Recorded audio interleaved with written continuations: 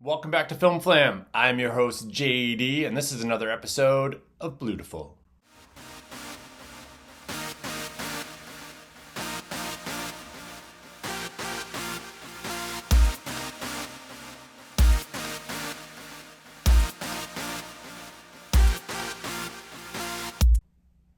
With Vinegar Syndrome's Black Friday sale right around the corner and an opportunity to get great deals on some of their releases, both recent and from years past, I thought we could revisit one that I recently got just a couple of months ago. Lambert Bava's 1987 Giallo, Delirium. Before we get into the release, as usual, we'll talk a little bit about the film. So Lambert Bava, if you don't know, son of Mario Bava, hugely successful, very influential Italian director. Lambert Bava never reached the heights of his father, but still has some great B-level horror films and genre flicks in there. This is kind of towards the later end of the Giallo's heyday. If you don't know Giallo, Gialli, however you want to pronounce it, I'm not sure that there's a proper one. I've heard it both ways. I always say Giallo. Was essentially slasher films, usually with a killer with a black gloves, black mask type vibe, just part of the whole genre over there. Usually having some amazing Italian soundtracks, crazy designs, costume and set designs, because you have fledgling houses at the time like Gucci, Versace, doing a lot of these costumes and wardrobe designs, which is how they became these huge fashion houses. And there's usually an underlying mystery trying to figure out who this killer is. A lot of films will have kind of an American actor in one of these Italian productions as your lead. And a lot of these films were actually filmed in English, then redubbed, like all kind of the history of Giallo in Italian cinema from the 60s, 70s, 80s is just an amazing rabbit hole to ever go down. There's tons of YouTube videos that do a much better job than I do at probably everything, really. Hence their subscribers. So this film follows Gloria. I wanted to say Gloria, but I think it's pronounced Gioia. I'm probably screwing that up. Anyway, follows a owner-operator of an adult magazine called Pussycat. Her nude models start getting offed. There's some extremely weird imagery with how the killer views these people. A couple of fun kills, some fun music. Neighbor in a wheelchair who's weird, who may or may not be involved. And that's your story. Her and her very well-off fashion and photographer and model friends trying to survive as their friends are being offed and presented in different ways at the crime scene. And then, like I said, a little bit of weirdness with how the killer views them that you kind of start to understand as the film goes on.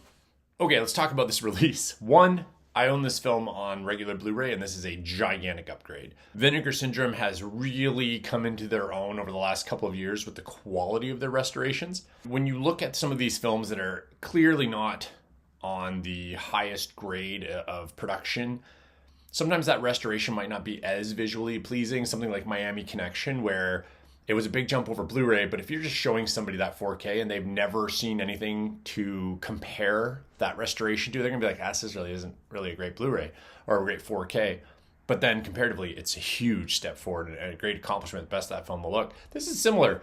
It's not the best looking 4K I've ever seen, but comparatively to what was there, this is a giant upgrade, and it really does look good. There are some beautiful scenes in this film.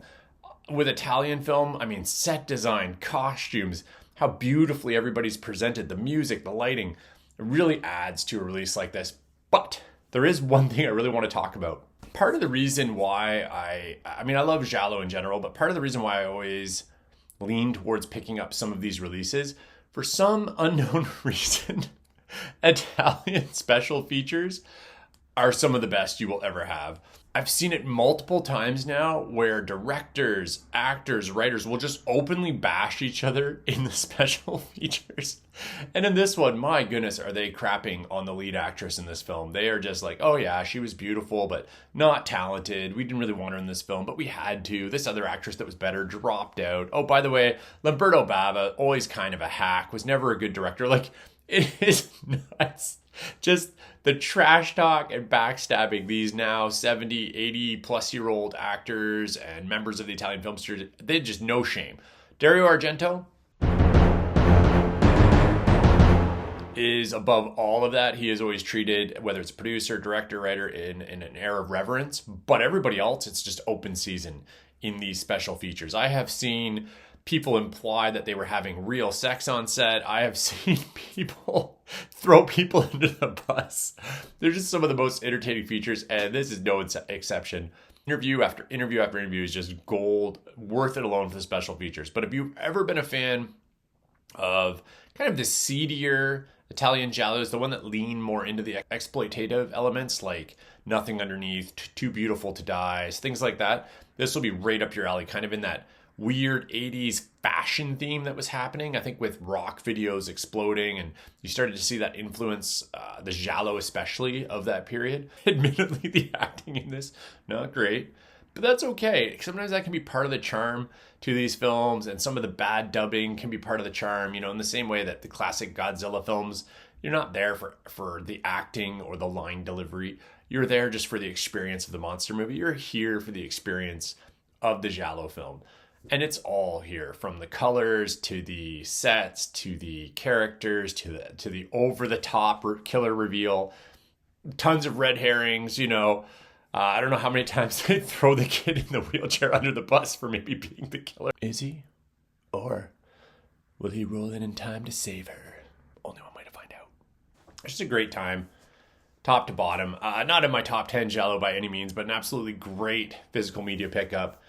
Tons of special features. Artwork on the cover and everything is great.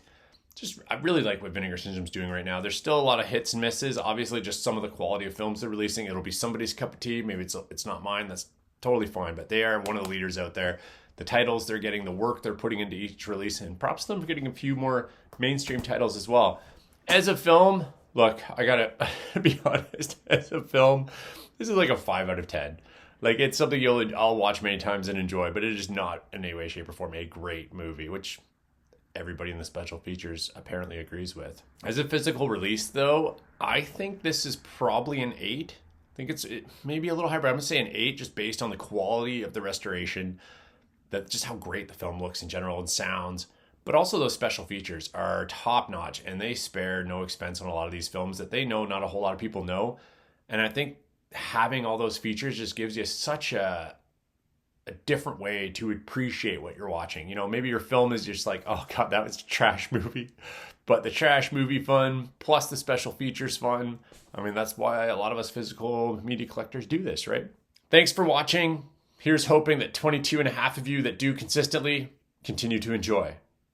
If anybody out there isn't part of that number, like and subscribe.